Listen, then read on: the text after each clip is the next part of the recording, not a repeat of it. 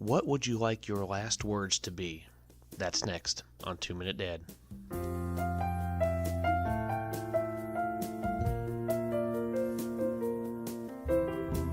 My family and I just got over about 2 months worth of sickness, anywhere from a flu and a double ear infection all the way down to a minor cold. So I'm glad that I can finally be in front of the microphone again and hopefully bring you some encouraging words. While I was ill, right around the middle of February 2018, there were 17 kids that were killed at a high school in the state of Florida. And honestly, the shooting did not surprise me. In today's economy and today's world of sin, I just really expect those things to occur. The shooting itself didn't strike me as much as what one of the fathers of the victim said. He said he dropped his daughter off that morning, pulled up against the curb to let her out, and she was in a hurry because they were already late, and she said, "All right, bye Dad, thanks, later." And she opened up the door and she took off running towards her friend, and he didn't say anything. And he said he cannot remember what he said to his daughter last. He cannot remember what his last words to his little girl were, and it's going to haunt him the rest of his life. What would you like your last words to be to somebody? Now, I'm not talking about on your deathbed and, oh, I'm so proud of you and,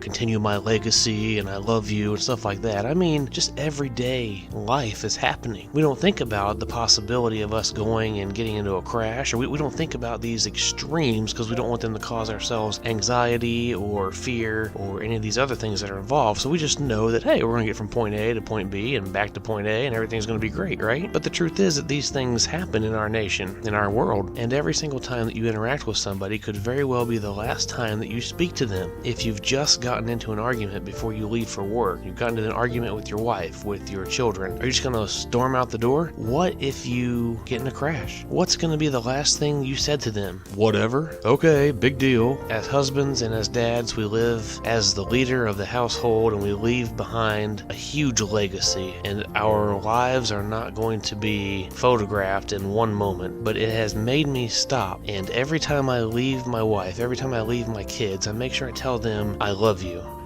That dad is going to live haunted the rest of his life, asking himself why. Why didn't I just roll down the window, call her back over and say, "Hey, I love you, kid"? Why didn't I take the 5 seconds to do that? What would you like your last words to be? Think about that every time you say goodbye to somebody. Until next time, please visit our social media outlets for more in-depth discussion and to comment about today's topic.